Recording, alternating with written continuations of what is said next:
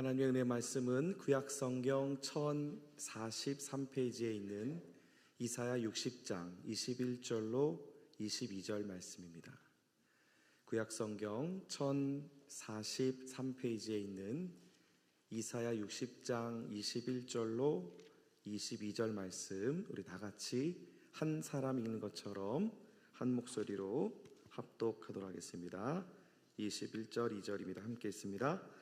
내 백성이 다 의롭게 되어 영원히 땅을 차지하리니 그들은 내가 심은 가지요 내가 손으로 만든 것으로서 나의 영광을 나타낼 것인즉 그 작은 자가 천명을 이루겠고 그 약한 자가 강국을 이룰 것이라. 때가 되면 나 여호와가 속히 이루리라. 아멘. 오늘 말씀 전해 주실 김동균 목사님은 천안드림교회를 담임하십니다. 말씀의 깊이가 있고요, 또 은혜의 넓이가 있고요, 또 삶의 또 지혜와 통찰이 있으신 분입니다. 우리 귀한 목사님 보내주신 하나님께는 영광의 박수를, 또 우리 귀한 목사님께는 우리 감사와 환영, 우리 박수로 모시겠습니다. 할렐루야. 할렐루야. 반갑습니다. 대산에 오면 늘 마음이 훈훈합니다. 왜냐하면 대산에 오면 대산 제일교회가 있어요. 저는 대산 제일교회를 한마디로 명칭을 칭하면 뭐가 될까? 대산의 등대다. 저는 그렇게 생각합니다. 대산 제일교회 성도들은 대산의 각 한 사람 한 사람이 등불이다, 이렇게 생각합니다.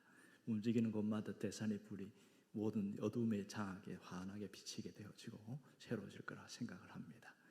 그러면 우리 담임 목사님은 뭘까요? 대산의 전기불입니다. 자기를 희생해서 태워서 그렇게 해서 빛을 발하는 대산의 전기불이다, 이런 생각합니다. 홍 목사님 오래전에 알았지만 저는 굉장히 좋아합니다. 멤버 중에서 개인적으로는 가장 좋아하는 사람인데 특별히 아주 젠틀하잖아요. 그리고 열심히 있고 성실하고 자기 맡은 일에 최선을 다하고 또 비전의 사람이기 때문에 더 좋아합니다. 특별히 저는 개인적으로 홍 목사님은 배려, 섬김의 아이콘이다, 이렇게 생각합니다. 여러분도 그렇게 생각합니까? 그렇게 생각하시면 크게 아멘 해보시죠. 좋습니다. 충청도에 오면 제가 가장 힘들었던 게, 부산에 있다고 왔는데 아라시우, 이것이 가장 힘들었어요. 처음에 개척을 하면서 아라시우 하면 오케이로 알았는데 말 대접이라는 것을 나중에 알게 되었습니다. 충청도가 말이 느리다고 하지만 결코 느리지 않더라고요. 보통 표준말로 안녕하세요, 안녕하십니까, 이 말을 짧게 와슈 끝나는 겁니다. 이것은 선교사들도 상당히 이런 애로사항이 있었는데요. 선교사가 이 충청도 지방에서 선교 사역을 하다가 머리가 너무 길어서 이발을 해야 되겠다 생각하고 이발소에 들렀는데, 그러니까 이발사 사장님이 없는 거예요. 잠시 헛간에 가셨나 봐요, 그분들의 표현에 하면. 그래서 부인이 있는데 머리가 다르고 눈빛이 다르니까 막 앉으라고 손짓을 한 거예요. 의자에 앉으라고. 그 의자에 앉았는데 보니까 대형 거울이 있는 거예요. 그래서 빨리 이제 남편이 들어오니까 손님 왔다고. 그러니까 얼굴이 달라요. 그래서 딱 한마디 했어요. 와슈? 이랬어요. 그랬더니 선교사가 감동을 먹었어요. 야, 여기에서 영어를 할 줄 아는 사람이 있구나. 와슈, 어디 보고 계십니까? 이렇게 묻는 거예요. 그래서 자기가 거울을 보고 있으니까 밀어, 이렇게 했죠. 그러고 나서 이제 한참 이제 편안히 자고 있는데 눈 뜨보니까 머리를 싹 밀었다는 거 아닙니까? 웃지 못할 그런 에피소드가 있습니다. 여러분, 성장하는 교회, 부흥하는 교회는 특징이 있습니다. 여러 가지 중에 하나가 뭐냐면 아멘을 잘해요. 보통 교회들을 보면 성장한다면 아멘을 잘하는 교회들이 하는데, 왜 아멘이 중요한가 한번 따져봤더니 이 아멘은 첫 번째로 신앙 고백이었습니다. 그렇게 되기를 바랍니다. 그렇게 될 것을 믿습니다. 이런 신앙 고백이기 때문에 아멘이었습니다. 또 하나는 뭐냐면 아멘은 아멘 할수록 하나님이 영광을 받으신다는 거예요. 이게 놀라운 특징이에요. 고린도후서 1장 20절을 보면 하나님 말씀 언제나 이해가 되니 아멘하여 하나님께 영광을 돌리지니라 이렇게 얘기하고 있거든요. 그게 놀라운 것이죠. 그리고 느헤미야 8장 6절에도 보면 이스라엘 백성들이 하나님 말씀 들었을 때에 그들이 거듭 아멘 아멘 서서 아멘을 하더라고요. 그러면서 그 아멘에서 하나님께 영광을 돌리니라 이렇게 표현되어 있어요. 아하, 아멘은 하나님께 영광이 돌아가는 거구나. 이 점이 대단히 중요한 거예요. 그럼 아멘을 안 해야 됩니까? 많이 해야 됩니까? 그렇죠. 많이 해야 되죠. 여러분 아멘하는 교회, 대산 제일교회가 되기를 바랍니다. 부흥하는 교회가 되기를 바랍니다. 그렇습니다. 우리가 살아가면서 늘 힘들 때마다 이 교회를 바라본 마음에 고향처럼 훈훈하고 그럴 때 얼마나 좋은지 모릅니다. 사람이 어떤 생각을 하고 살아가느냐, 어떤 마음을 먹고 사느냐에 따라서 삶의 방향이 완전히 달라지는 경우가 많습니다. 어떤 한 그 노숙인이 자신이 이제 앞을 보지 못해서 뭐 먹고 사는 게 막막하니까 이렇게 누가 좀 도와달라 이렇게 해서 요만하게 손으로 쓴 글씨를 갖고 저는 장님입니다. 좀 도와주세요. 이렇게 써가지고 나왔어요. 사람들이 지나가다가 헐기 쳐다보고 가고 어떤 개중에 한두 사람들은 불쌍하니까 이렇게 뭐 동전 아니면 1,000원짜리 한 장 이렇게 넣고 이런 정도입니다. 그래서 한 분이 저렇게 오더니 물끄러미 보더니 좀 딱하고 마음이 안 됐었나 봐요. 그러더니 그 작은 박스 하나 갖고 이름이 아니고 내용을 바꿔서 쓱쓱쓱 쓰고 이거 들고 계세요 이렇게 한 거예요. 그런데 무슨 일이 일어났냐면 기적이 일어났어요. 사람들이 쳐다보고 1,000원짜리 지폐 어떤 데 10,000원짜리 지폐를 넣는 거예요. 느낌이 다르잖아요. 그래서 왜 이런 일이 생겼는가? 뭐 이 사람이 마술을 부렸는가? 그거 아니에요. 딱 문장 하나만 바꾸었을 뿐입니다. 이렇게 바꾸었거든요. 오늘은 참 아름다운 날입니다. 하지만 저는 앞을 볼 수가 없습니다. 이랬더니 사람들에게 저절로 동정심이 생겨서 그렇게 해서 이렇게 자기 주머니를 열는 그런 일들이 생겼다. 이렇게 유쾌한 말들이 있습니다. 그렇습니다. 아무리 암울하고 어렵다 할지라도 내 마음의 온도, 내 마음의 건강에 따라서 인생은 달라질 수 있다는 것을 우리가 깊이 생각할 수 있는 것이죠. 오늘 우리가 이사야 말씀을 읽었는데 이사야서는 상당히 깁니다. 성경 66권 중에서 가장 긴 장으로 되어 있잖아요. 66장. 그래서 성경의 축소판이다 이렇게 이야기하고 있습니다.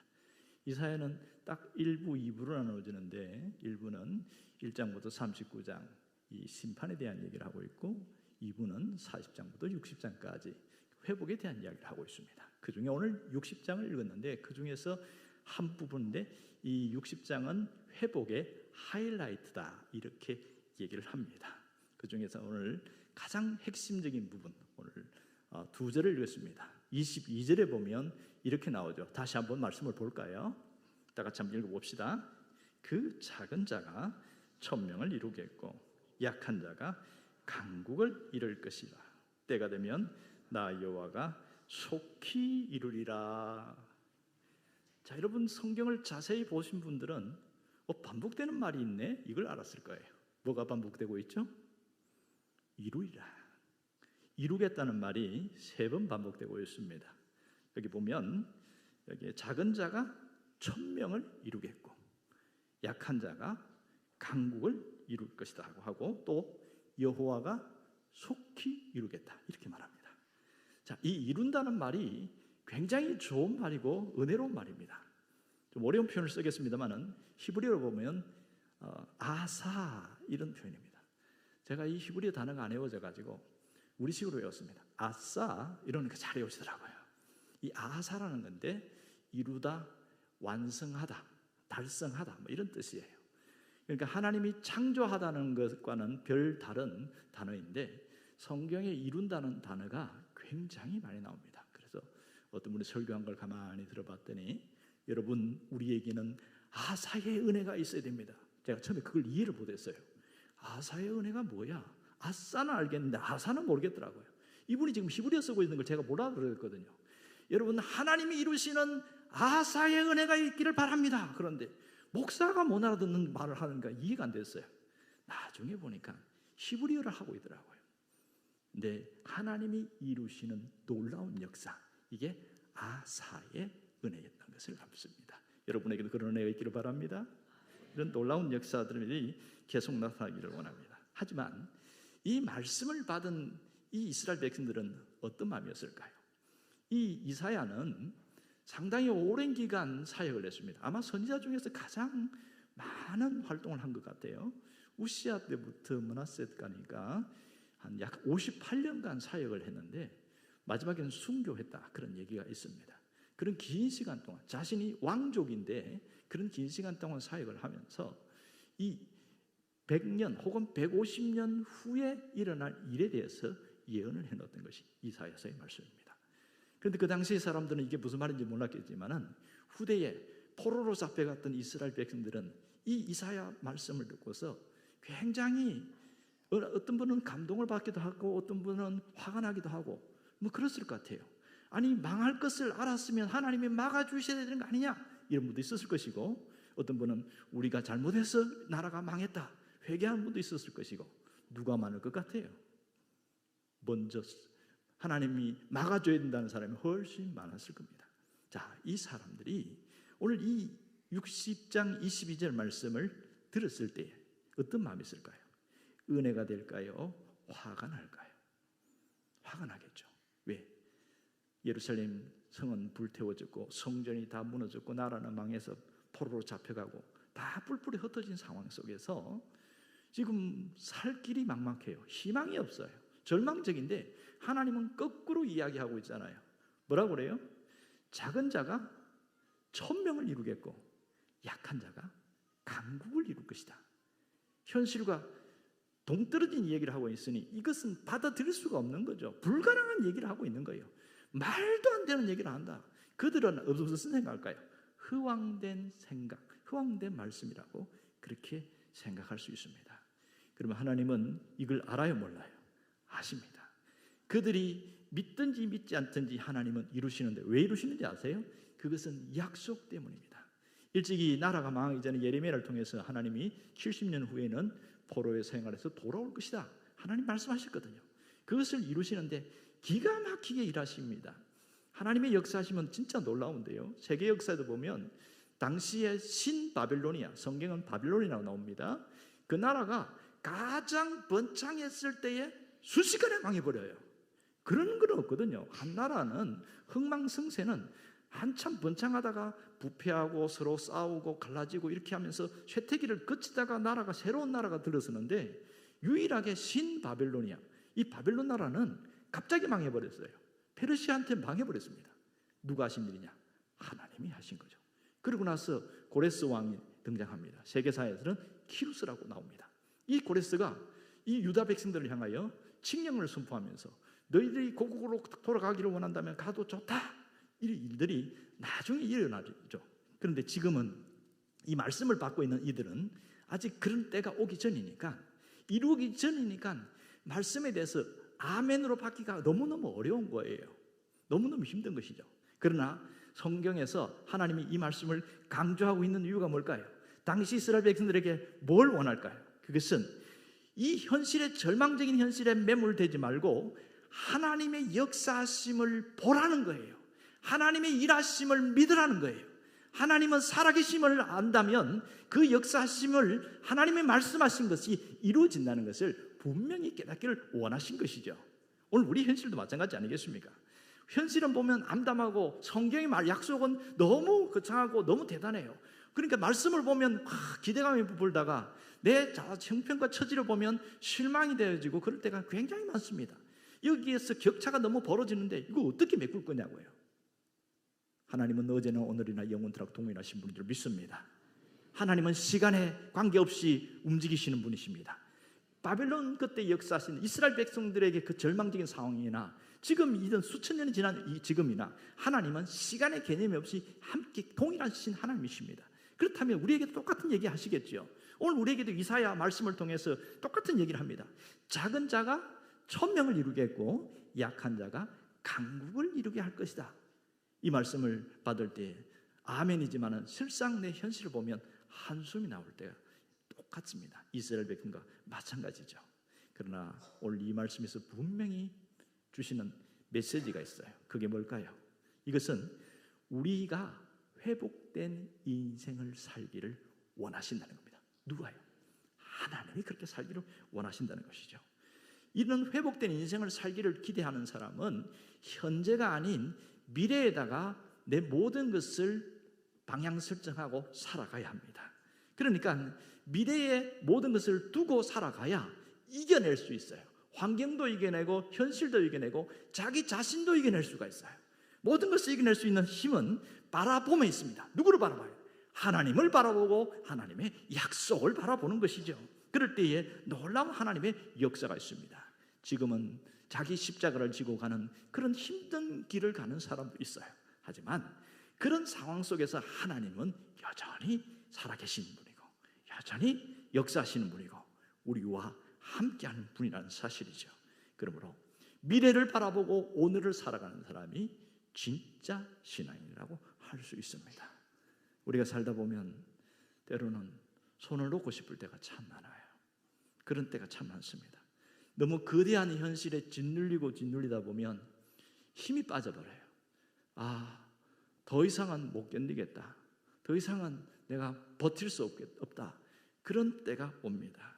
그런데요, 똑같은 상황, 똑같은 현실인데 돈 없어요. 지금 직장도 없어요. 여러 가지 어려운데 예배도 같이 예배 드려요. 그런데 어떤 사람은 일어나요. 어떤 사람은 널브러져가지고 계속 못 일어나요. 무엇이 문제일까요? 일반적인 시각에서 한번 봅시다. 일어나는 사람과 일어나지 못하는 사람의 차이가 뭐가 있지요? 그것을 어떤 분이 뭐라고 하냐면 회복 탄력성의 문제다 이렇게 말합니다. 회복 탄력성. 심리학자들은 이걸 뭐라고 그러냐면 고난과 역경이 올 때에 내가 툴툴 털고 다시 일어나는 그것을 회복 탄력성이다 이렇게 표현합니다. 그리고 일반 물리학을 하는 사람들은 용수철 이야기를 하는 거예요. 용수철을 꽉 누르고 있으면 이 힘이 강하면 툭 튀어오르잖아요. 이게 회복 탄력성이죠. 그리고 물리학을 하는 사람이 이렇게 이야기하더만요. 공을 땅에 툭 떨어뜨리면 공이 땅에 떨어뜨리면서 다시 튕겨 올라오는 것, 이게 회복 탄력성이다 이렇게 이야기합니다. 사람이 힘들고 어렵다고 주저앉는 게 아니에요. 회복할 수 있는 힘이 없으면 못 일어나는 겁니다. 사람이 병이 든다고 죽는 게 아니에요. 병이 들었지만 면역성이 강한 사람은요, 조금 힘들지만 버티고 일어납니다. 병원에서 퇴원해버려요. 그런데 면역성이 떨어진 사람은 몇 날 며칠 계속 병원 생활을 합니다. 왜 그래요? 면역이 약하니까, 염증이 몸에 계속 있으니까 링겔을 꽂고 계속 그렇게 있어야 되는 거예요. 감당 못하는 거죠. 회복 탄력성이 없어서 그런 거예요. 우리의 육체도 회복 탄력성이 있으면 빨리 퇴원합니다. 우리의 마음에 회복 탄력성이 있으면 빨리 일어납니다. 내가 이러면 안 되지. 정신 차려야지. 내 처자식들이 있는데 내가 이렇게 살면 안 되지. 이러면서 일어나는 거예요. 우리의 영혼도 말이에요. 회복 탄력성이 강한 사람은요, 널브러지지 않고 바로 벌떡 일어납니다. 신앙적으로 일어난다는 거예요. 이게 놀라운 것이죠. 여러분, 신앙생활 하다 보면 살 때로 얼마나 힘듭니까? 때로는 누구한테 얘기할 수 없는 그런 힘든 일이 있어요. 왜? 창피하니까. 이걸 이야기하면 할수록 또 창피하니까. 어떤 분이 그러더만요. 이야기하면은 말이 퍼질까 봐 또 사랑방 식구들이나 뭐 얘기를 할 수는 있겠지만은 그 외에는 말도 못 하겠다는 거예요. 그래서 어떤 남자가 너무 힘들어가지고 찾아갔는데 그게 공동묘지였대요. 공동묘지 가가지고 여보시오, 내 말 좀 들어보소 이러면서 이제 얘기를 했다는 거예요. 그러면서 자기가 막 이 힘들었던 어려웠던 걸 하소연을 하는데 너무 좋더라는 거예요. 왜 좋은지 아세요? 말이 안 퍼져나가더래. 그리고 거기에 대해서 다 받아주더라는 거예요. 자기 마음이 그랬죠. 그냥 공동묘지에 누워있는 사람이 무슨 대꾸를 하겠어요. 그냥 느낌에. 그러고 나서 실컷 이야기를 했더니 속이 시원해가지고 그래갖고 한마디 하고 내려왔습니다. 잘 들어줘서 고맙소 이러면서 내려왔다는 거예요. 그러고 나서 다시 이제 일어나는데, 여러분 살다 보면 힘들 때가 참 많습니다. 제가 그 목회를 할 때 가장 힘들었던 게 뭐냐면 핸디캡이 있었어요. 그 중에 하나가 얼굴에 대한 핸디캡입니다. 제가 범죄상이었던 모양입니다. 그렇게 지금 이야기하면 90%가 안 믿습니다. 변했거든요. 제가 성형을 했지 않습니까? 이러니까 진짜 성형한 줄 알더라고요. 제가 상당히 가정이 어려웠어요. 늘 그래서 우울하고 내 마음에 있던 것이 얼굴에 표현되고 얼굴이 이제 항상 이제 일그러져 있고 굳어 있고 그러니까 힘들었던 거예요. 실제 범죄형이라는 것을 제가 다 어떻게 알았냐면 한 30-40년 전인가요? 부산에 있을 때에 선배 목사님, 지금 그때 전도사님 때인데 같이 이제 동래구에 있는 그 지역을 부산에 걸어가면 그때는 불신 건물이 있었어요. 그리고 딱 서더니 경련하면서 잠시 건물이 있겠습니다. 그러면서 신분증을 보여주십시오. 둘이잖아요. 누구한테 보여달라고 해야 돼요? 옆에 있는 선배한테 보여달라고 하는데 나보고 보여달라는 거예요. 그래서 그런가 보다 하고 했어요. 그것도 한 번은 진해를 가는데 버스를 탔습니다. 지금은 없어졌는데 옛날에는 진해를 갈 때는 꼭 경찰서가 거기서 경찰 올라왔고 버스를 쫙 한번 돌고 검문 검색하고 내려갔습니다. 그리고 입구에 오르더니 경례하고 잠시 검문 좀 하겠습니다. 쓱 쳐다보더니 누굴 봤을까요? 나보고 신분증 내놔라는 거예요. 기분 되게 안 좋더라고요. 여기까지는 그 견뎌냈죠. 가장 제가 충격받은 게 뭐냐면 대학원에 이제 입학을 하는데 1차 합격하고 이제 면접을 봅니다. 교수님 2분이 있고 제가 한 분 있는데 이런저런 거 다 물어보더니 딱 한마디 합니다. 이 교수님 한 분이.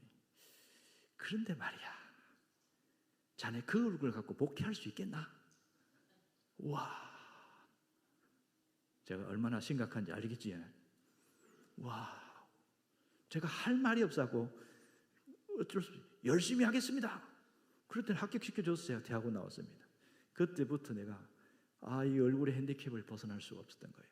근데 그때 이제 전도사 생활도 하고 하니까 제가 교회 갈 때는 항상 거울을 보고 웃는 연습을 했습니다.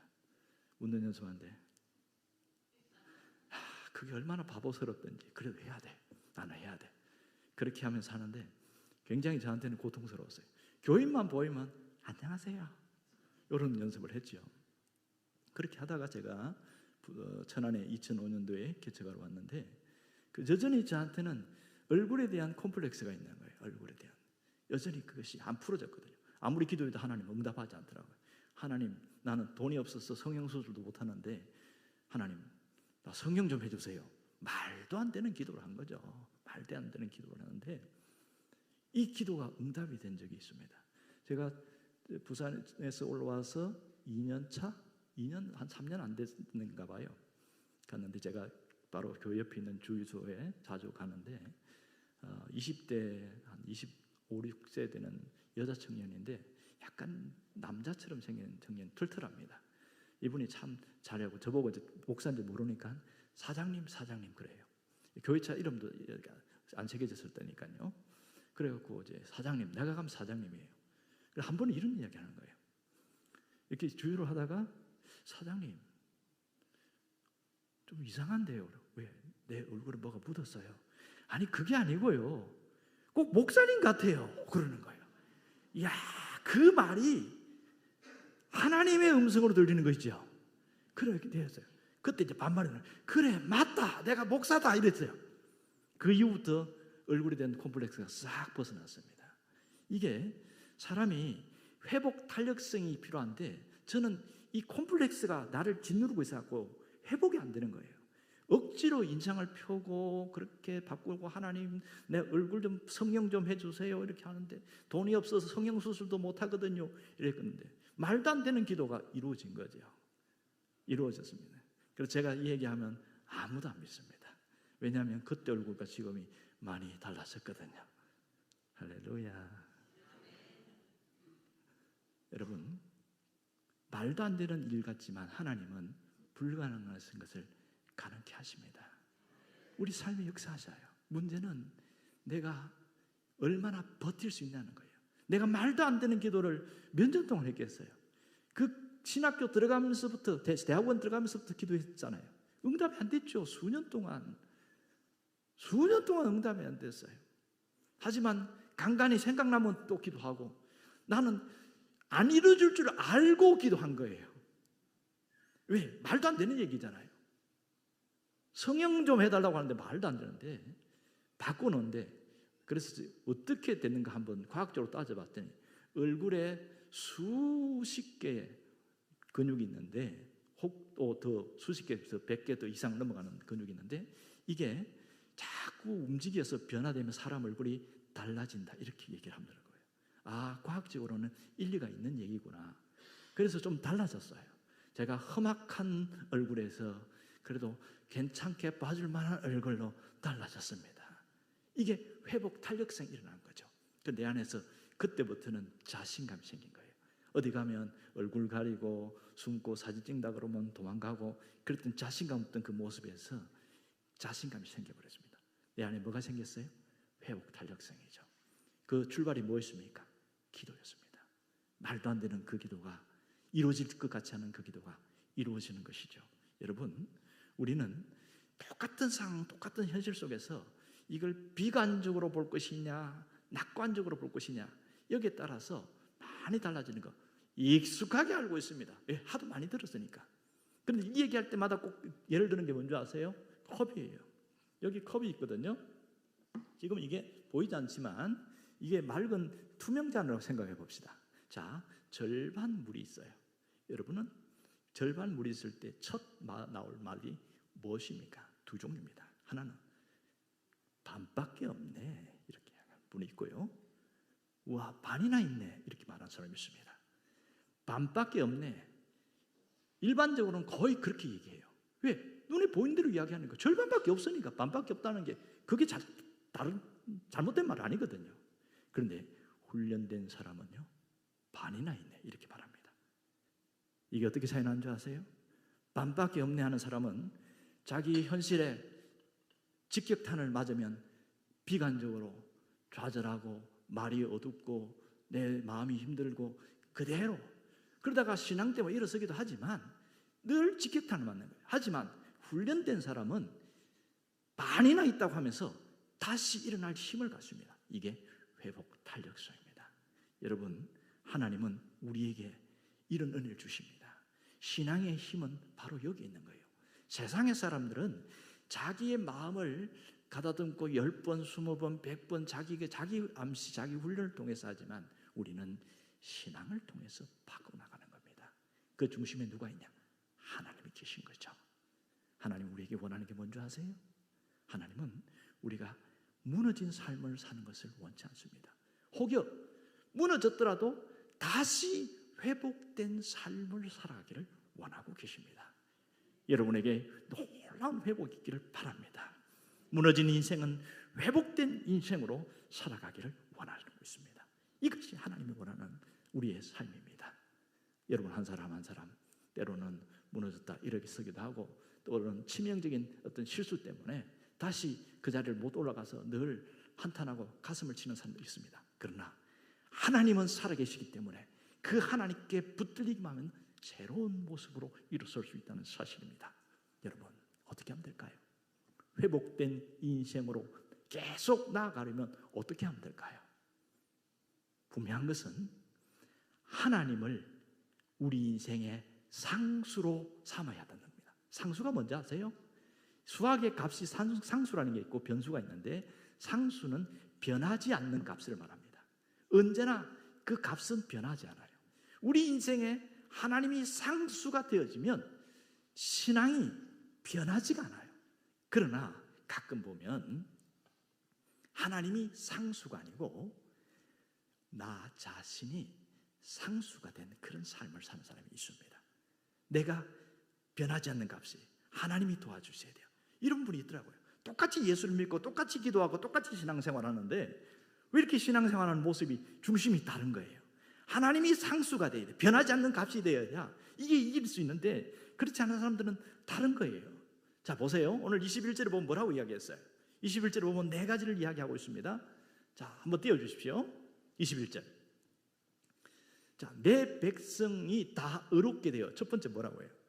의롭게 되어. 이건 뭡니까? 우리가 어떤 자라는 거예요? 의로운 자. 하나님이 의인으로 인정했다고 이야기합니다. 또 하나는 영원히 땅을 차지하리니.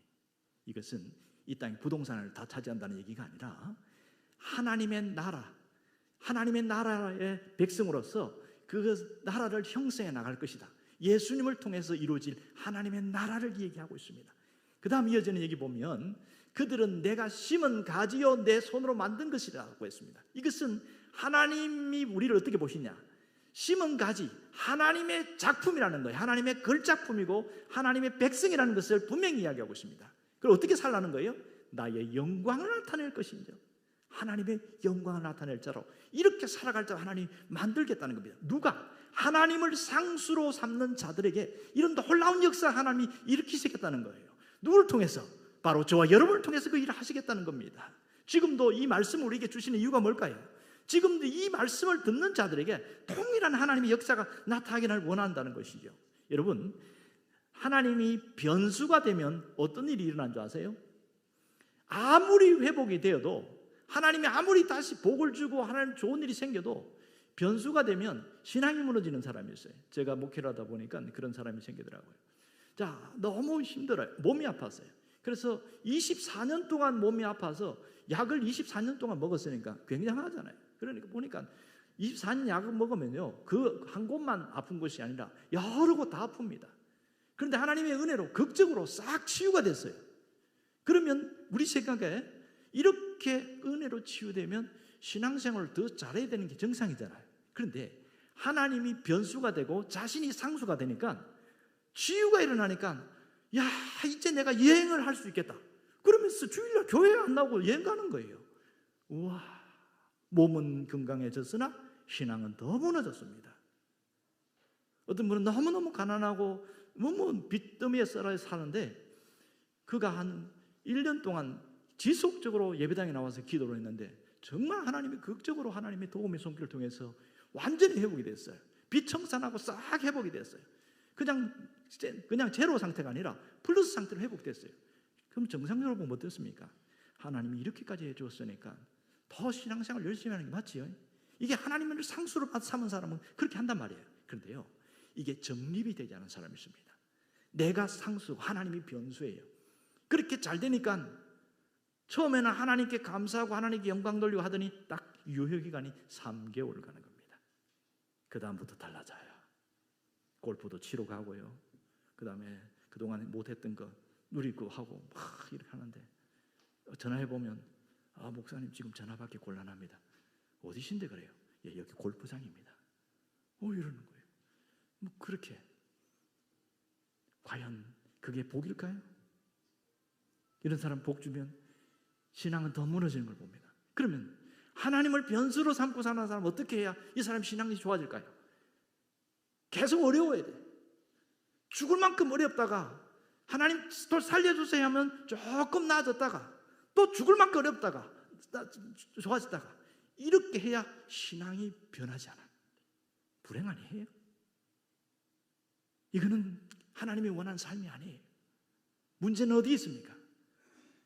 내 신앙 중심에 누가 상수냐는 거예요. 하나님이 상수가 되어지면 결탄코 이런 일이 일어나지 않습니다. 오히려 더 잘합니다. 가슴에 품고 이 은혜 평생 잊지 않겠다고 하면서 일편단심 주님을 섬기겠다고 하고, 물질을 주면 그거 갖고 선교하고, 어려운 사람 도와주고, 건강 주면 이거 갖고 주님 위해서 헌신하고, 이런 사람, 그 사람들이 바로 데산제일교회 성도도 되기를 바랍니다. 그런 사람에게 하나님 복을 더 주시고요, 더 열어주시고 사람 미래를 더 열어나가십니다. 이게 바로 하나님이 원하시는 삶입니다. 무너진 삶도 회복된 삶으로 나아갈 수 있는 거예요. 어떻게 할 때? 하나님을 상수로 삼을 때 놀라운 일이 일어나는 것이죠. 또한 인생이 회복된 인생으로 나아가려면 어떻게 해야 됩니까? 그렇게 살아가려면 작은 자가 천명을 이루는 그 비전을 가져야 됩니다. 작은 자가 천명을 이루는 비전, 이것은 교회를 통해서도 나타납니다. 제가 목사님께 물었더니 이 교회는 굉장한 비전이 있어요. 목사님이 비전도 크고 교회가 할 수 있는 비전이 있습니다.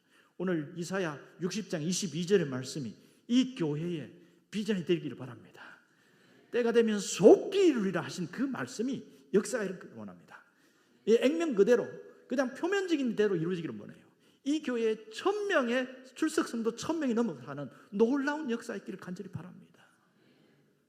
이런 비전을 함께 성도들이 품고 있을 때에 하나님이 일하실 거 아니에요. 목사님이 그렇게 비전 품어도 우리 같은 재직들이나 성도들이 비전을 품지 않는데 그 일이 어떻게 일어나겠습니까? 하나님은 교회를 통해서 일하십니다. 누가 교회입니까? 우리가 교회입니다. 우리를 통해서 하나님이 일하시는 거 아니에요? 그 비전을 하나님이 통해서 하나님이 엄청난 일을 하는 겁니다. 이 대산조일교회는 대산의 등대입니다. 모든 어두운 길을 비추는 등대입니다. 그러면 그 사명을 감당하기 위하여 이 배가 운동이 일어나야 됩니다. 놀라운 역사, 부흥의 역사가 일어나야 됩니다. 모든 것이 준비되고 갖춰진 것으로 저는 느껴져요. 특별히 이 대산절교 성도들에 대해서 잠깐 언젠가 만난 몇 분들 있는데 보면 얼굴이 밝아요. 이 얼굴이 밝고 인사가 좋아서 참 좋아요. 또 하나는 헌신된 자들이 굉장히 많아요. 이래 보면 헌신하기 위해서 준비된 자들이 굉장히 많습니다. 오늘 이 자리에 온 모든 분들은 모두 그런 분인 줄 믿습니다. 이럴 때는 크게 하면 나와야 되는데 자신이 없어요. 여러분, 살면서 참 힘든 게 뭐냐면 내가 약한 자다, 내가 작은 자다, 그런 느낌 들 때에 한없이 작아져요. 작은 자라고 생각할 때 더 작아지는 거 아시죠? 제가 천안에 와서 목회를 하는데요, 제가 의도한 일이 아닙니다. 이끌려서 천안에서 개척을 시작을 했어요. 2005년도에 개척을 해서 굉장히 성장도 하고 했는데 가장 힘들 때가 있었습니다. 2009년, 10년 사이에 너무너무 힘들었어요. 교인이 소수의 교인만 있고 떠나가고 이리저리 흩어지고 내가 개척은 나와 적성이 안 맞는가 보다 하고 내가 결론을 내리고 천안에서 뜨기로 마음을 먹었어요. 교회를 그만둬야 되겠다. 그런데 남아있는 성도들에게서 너무 미안한 거예요. 그래도 목사로서 그 나머지 뭔가 책임을 하고 가야지. 내가 해줄 수 있는 게 뭘까? 그래서 마침 제가 대전에서 40일 말씀 양육을 프로그램을 배웠는데 이걸 내가 한번 쏟아내고 내가 목회를 접자. 나는 개척은 안 맞다. 이렇게 하고 하다못해 리어카라도 끌면 내가 뭘 못 먹고 살겠나 이러면서 이제 실제로 접으려고 안 먹었어요. 제가 그래서 40일 말씀 양육을 했는데 그것은 목회를 접으려고 시작한 거예요. 교인들한테 미안하니까. 그래서 1대1 혹은 2대1로 했는데 오전 9시, 오전 11시, 오후 2시, 4시, 그리고 저녁 7시, 저녁 9시. 거의 6번 하니까 진짜 입에 단내가 나더라고요. 7시 타임은 한 분이 또 어떤 일이 생겨서 9시로 늦었어요. 이걸 40일 동안 한 거예요. 제가 목회 성공하려고 교회 부흥시키려고 한 거 아니에요. 문 닫으려고 40일 양육을 한 겁니다. 그래서 딱 끝나는 날이 12월 31일이었어요. 12월 31일. 그럼 내가 적어도 40일 동안 이렇게 양육하고 끝내니까 미안하지는 않겠더라고요. 그렇게 하고 양육하고 하나님, 저는 이 개척 체질이 아닙니다. 저는 문 닫겠습니다. 하나님, 마지막 제가 교인들한테 너무 미안해서 이렇게 양육하고 마치겠습니다. 선처를 바랍니다. 이렇게 기도했거든요. 근데 하나님이 알았다 이렇게 응답을 안 하시고 가만히 계신 거예요. 그래서 문제가 생겼어요. 12월 둘째 주인가 사람이 하나 왔는데 이 사람이 자살을 하려고 하다가 교회를 찾아왔어요. 어떻게 인도돼가지고 그렇게 막 삶이 완전히 망가졌어요. 피폐하죠.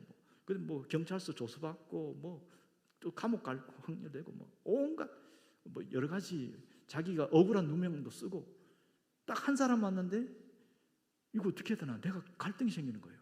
나 문 닫아야 되는데 왜 왔지? 별로 안 반가웠어요. 고민했죠. 한 이틀 사흘 고민하다가 또 목사님 기도를 해봐야 되잖아요. 하나님, 이 사람 어떻게 할까요? 어떻게 감동이 올까요? 양육을 해라. 이렇게 마음이 오는데 알겠습니다. 하나님, 이 사람까지만 하고 끝났겠습니다. 하니까 일을 한 중순인가 되니까 끝나더라고요.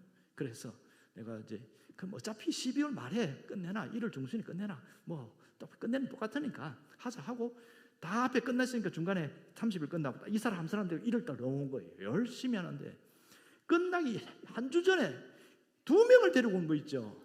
와, 이거 어떻게 하나? 나 목회 그만둘 건데 왜 자꾸 오냐고 이게. 이게 말도 못하겠고, 교인들은 전혀 모릅니다. 말도 못하겠고. 그럼 해야지 뭐 어떻게? 기도해 보니까 뭐 어떻게 왔어요? 야, 양육을 해야 되지 않겠냐? 이 사람은 불신자니까. 그리고 예수 소개하고 신앙 고백하고 그리고 양육시키고 이렇게 기도해 시키고 뭐 이렇게 했죠. 그러고 나서 이제 2월 달 되면 확실히 끝내니까 2월 이제 3월 안 넘어갔는데 신학기 나 떠야지, 천안 떠야지. 그렇게 마음 굳게 먹고 하나님 그만 보내주세요. 이제 난 여기까지만 하겠습니다. 그렇게 하는데 그 기도는 기가 막히게 하나님이 거꾸로 응답하시는 거 있죠. 2월 달에 또 오는 거야. 이거 어떻게 하라는 거야 이거. 계속 오는 거예요. 계속 오는 거예요. 그 주에 오더니 다음 주에 또 한 명 와.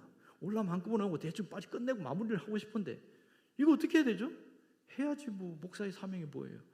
양육을 하다 보니까 5월달까지 온 거 있죠. 야, 이거 그때 고민이 생겼어요. 이거 그만둬야 돼. 계속 해야 돼. 그러고 보니까 한 명 한 명 온 것들이 이분들이 오신 분들이 떠나지 않고 계속 앉아 있어가지고 6월이 넘어서는 그 작은 평수에 꽉 차고 스페어 의자를 놓게 됐어요. 이상한 일이 일어난 거예요. 이상한 일이. 목회 그만두려고 하다가 다시 교회로 옮기는 그런 상황이 벌어진 겁니다. 그러고 나서 그해 가을에 교회 장소를 또 넓은 곳으로 옮기게 되는 기가 막힌 일들이 일어났습니다. 여러분, 내가 작은 자라고 생각할 때 한없이 작아서 나는 아무것도 못해요. 나는 할 수 없어요. 나는 교회 그만둘 거예요. 그런데 하나님은 비전을 준 거예요. 하나님이 원하는 것은 뭐 교회를 줍는 게 아니라 세우는 거다. 근데 내 현실이 어때요? 접어야 될 수밖에 없는 상황이었어요. 그래서 하나님이 밀어붙이니까 다시 하게 돼서 여기까지 오게 됐는데요. 만일 그때 제가 접었으면 아마 이 자리에 설 수는 없었을 겁니다. 제가 목회 안 할 거거든요. 그때였으면. 그런데 내가 미안한 마음에 양육한 것이 그것이 도화선이 돼서 계속 목회를 할 수 있게끔 되어졌고 하나님이 제게 은혜 부어주셔서 여기까지 오게 됐습니다. 그래서 이 말씀이 뼈저리 느끼게 되는 거예요. 작은 자가 1000명을 이루겠고 이것은 하나님 우리에게 준 비전입니다. 하나님은 여러분 한 사람 한 사람을 통해서 교회를 세워나가기를 원하십니다. 정말 하나님께서 이 대상교회 제일교회가 여러분을 통해서 출석 성도 1000명이 훌쩍 뛰어넘는 놀라운 역사가 있기를 바랍니다. 또 하나는 회복된 인생으로 살아가려면 약한 자가 강국을 이루는 그 하나님의 기적을 믿을 수 있기를 바랍니다. 약한 자가 강국을 이룬다. 여러분, 연약한 자가 무슨 강국을 이루겠어요? 약한 자는 아무것도 못합니다. 세상에 나가면 루즈라고 그럽니다. 쓰레기라고 그럽니다. 인정받지 못합니다. 그런 사람들 무슨 강국을 이뤄요? 말도 안 되는 것이지요. 특히 마음에 상처가 있는 사람들은 아무것도 못합니다. 살다 보니까 예수를 믿으면 갑자기 모든 게 좋아지는 줄 알았는데 예수를 믿어도 안 좋아지는 게 하나가 있어요. 그것은 우리가 성장 과정 속에서 받았던 상처들이 치유가 안 되어지면 그것이 그대로 신앙과 함께 엮여서 나쁜 이 바이러스 같은 독소를 품어낸다는 겁니다. 제가 목회를 할 때 목사가 될 것인가 말 것인가 심각한 고민을 한 적이 있는데 그것은 내 안에 있는 성격이었어요. 제 안에 분노가 있었거든요. 그러니까 이 분노가 강도가 약하면 짜증으로 일어납니다. 이 짜증이 일상생활이야. 일상생활. 조금만 안 좋은 일이 생기면 짜증이 나고 조금 더 안 좋은 일이 생기면 화를 내고 더 안 좋은 일이 생기면 큰 소리를 내는 거. 이게 일상이었어요. 그도 그럴 것이 제가 아버지 밑에서 자라면서 어머니가 또 이렇게 안 좋게 돌아가셨고 음독 자살하면서 돌아가셨고 그 현장에 내가 있었거든요. 그러면서 아버지에 대한 분노가 제가 강했어요. 근데 제가 신학교 다니면서 아버지 용서하겠습니다 하지만 분노의 감정은 없어지지 않았어요. 저는 회개기도하면 없어지는 줄 알았어요. 그런데 가장 이게 문제가 되냐? 결혼했을 때입니다. 결혼했는데 별것 아닌데 화가 나는 거예요. 아내가 하는 말에. 그래서 화를 내는데 그럼 왜 화를 내냐고. 별것도 아닌 것 같고 왜 화내냐고 그러는 거예요. 내가 언제 화내냐고. 그러면서 또 화내는 거 있죠. 내가 화내는 걸 모르는 거예요. 일상이니까. 나중에 내가 문제가 심각하구나. 그래서 이거 고치려고요, 제가 금식기도 하는 거 아닙니까? 3일 금식기도 효과 있습니다. 금식기도 하면요, 화 안 나요. 왜요? 배가 고파서. 화낼 힘이 없어요. 둘째 날 되면 화에 사라집니다. 셋째 날 되면 완전히 사라집니다. 할렐루야죠. 화를 내고 싶은데 힘이 없어서 화가 안 나는 거예요. 야, 그때 내가 희망을 기대했어요. 야, 드디어 난 분노는 사라졌구나. 할렐루야. 그러고 나서 기대하고 다음 날 이제 죽을 먹는데 이 유효기간이 딱 하루밖에 안 가는 거 있죠. 죽을 먹고 힘이 솟아나기 시작하니까 또 화가 나는 거야. 이게 뭐냐. 이 정체를 내가 몰랐어요. 나중에 제가 어떤 세미나에 가면서 이 부분이 내 안에 있는 상처라는 걸 알았어요. 아버지 때문에, 아버지에 대한 분노, 그 분노에 대한 그 상처가 내 안에서 예수 믿었는데 사라지지 않았던 것을 알았어요. 하나님 앞에 기도했습니다. 하나님, 금식에도 분노가 없었는데 하나님, 나 이거 회복 안 되면, 치유 안 되면 나는 목회 못합니다. 하나님, 목사 못합니다. 도와달라고 간절히 기도하고 하는데 예수님이 내 마음에 찾아오셨어요. 그러면서 그 분노를 싹 가지고 가는데 그때 내 마음에 평안이 왔습니다. 여러분 그거 아세요? 분노가 있는 사람은 마음이 마치 물이 끓는 뽀글뽀글 끓는 것처럼 계속 끓습니다. 이렇게 그러다가 어떤 하나 이슈가 자기 안에 탁 들면 뚜껑이 열리는 것처럼 나는 거. 이때는 막 가정이 이제 아무도 모르지만 지옥 같은 삶의 가정이 한 그 분노 때문에. 그런데요, 그 뽀글뽀글 끓는 그것이 딱 사라지고 잠잠해지는 거예요. 마음이 편안해지는 거예요. 야, 이럴 수도 있구나. 이럴 수 있구나. 그때 제가 깨달았어요. 예수 믿어도 분노의 감정을 치유받지 못하면 열심히 기도하고 열심히 신앙생활을 해도 그것이 치명타를 줄 때가 얼마나 많다는 걸 알았습니다. 우리는 이런 연약한 자입니다. 약한 자예요. 하지만 하나님 우리 약한 걸 아셔요. 그러면서 약한 자가 강국을 이룰 것이다. 하나님 그렇게 말씀하십니다. 왜요? 하나님이 그 상처를 치유해서 강한 자로 세울 거라는 하나님의 계획이 있거든요. 여러분, 우리는 예수님을 만나서 예수님을 통하여 회복되기 시작하면 새롭게 변화되어지고 새로운 역사가 일어납니다. 우리의 연약함에 짓눌려 살지 않기를 바랍니다. 그것을 일어날 수 있기를 바랍니다. 그것을 통해서 다시 한번 회복되는 놀라운 역사가 있어야 됩니다. 그럴 때 우리 삶은 다시금 일어설 수 있는 거예요.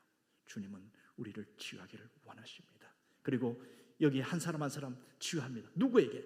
한 주님 앞에 내 모든 것을 쏟아내고 주님 도와주세요, 치유해 주세요, 고쳐주세요 매달리는 자에게 주님이 오셔서 싹 상처를 앗아가고 우리를 회복시키는 놀라운 역사가 있습니다. 매 순간 매 예배 때마다 주님은 그렇게 하신다는 겁니다. 오늘 우리가 그럼 뭘 결단해야 될까요? 강한 자가 되기로, 거룩한 강자가 되기로 그렇게 결단할 수 있기를 바랍니다. 내가 약한 자고 작은 자이지만 하나님의 교회를 위하여 헌신된 일꾼으로 내가 하나님 쓰임받기를 원합니다. 내가 연약하고 이렇게 상처가 많은 자이지만 하나님 앞에서 회복된 자로 살아가기를 원합니다. 그래서 거룩한 강자가 되어서 주님 앞에 일을 할 수 있기를 원합니다. 거룩한 강자가 될 때 그때부터 기적은 일어나는 겁니다. 하나님은 이렇게 허물 많고 이렇게 상처투성인 우리를 통해서 그 일을 하시겠다는 거예요. 저와 여러분을 통해서 그 일을 하시겠다는 거예요. 하나님이 하시겠다는데 못할 사람 누가 있겠습니까? 하나님이 끝이 아니라고 하는데 누가 끝이라고 말할 수 있겠습니까? 하나님이 아직 너는 기회가 있다고 말씀하는데 누가 너는 끝났다고 얘기할 수 있겠어요? 여러분, 우리는 다시 일어설 수 있습니다. 다시 회복할 수 있습니다. 오늘 이 시간 기도할 때에 하나님, 나를 회복시켜 주세요. 나를 치유해 주세요. 나를 통하여 거룩한 강자가 되게 하시고 나를 통해서 교회가 세워지게 하시고 하나님이 헌신된 일꾼이 되기를 원한다고 함께 통성으로 기도할 수 있기를 바랍니다. 주의 부르고 함께 기도합시다. 나를 통하여 일하기를 원하십니다. 작은 나를 통해서 천명을 이루는, 약한 나를 통하여 강구를 이루는 그것을 하나님이 원하십니다. 하나님은 나를 부르시고 있습니다.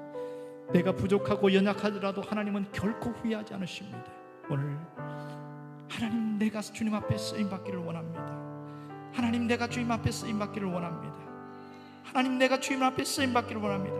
이 기도가 여러분 앞에 있기를 원합니다. 다시 한번 주여 부르면서 똑같이 기도하겠습니다. 주여